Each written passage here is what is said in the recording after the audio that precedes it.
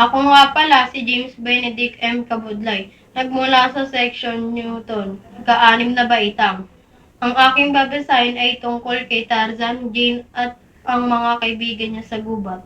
Masayang namamasyal sa kagubatan sina Tarzan at Jane. Kasama nila si Cheetah, ang kaibigang unggoy ni Tarzan at si Elef, ang munting elepante.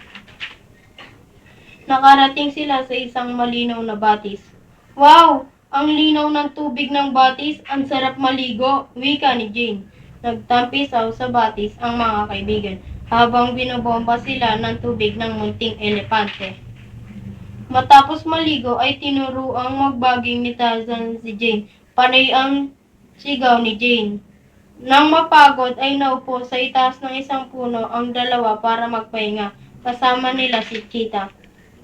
Nagulat sila nang marinig ang pagtrumpeta ng isang kaibigang maliit na elepante. May masamang balita si Elef, sambit ni Tarzan. Mabilis na ibinaba ni Tarzan si Jane mula sa puno. Dito muna kayong dalawa. Titignan ko kung anong nangyayari sa ibaba, sabi niya kay Jane.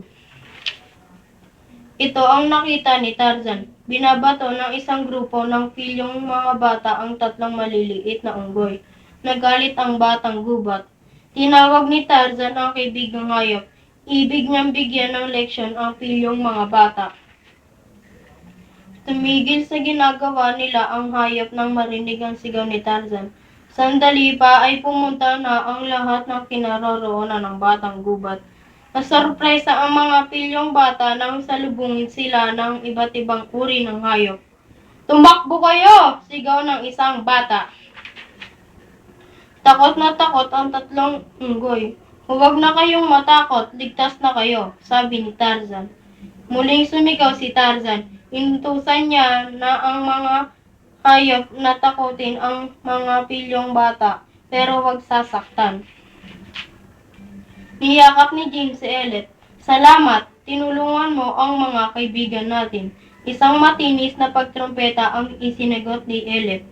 Hindi na muling bumalik sa kagubatan ang mga pilyong bata. Natuklasan nilang kakaisa ang mga hayop na nakatira dito sa pamumuno ni Tarzan.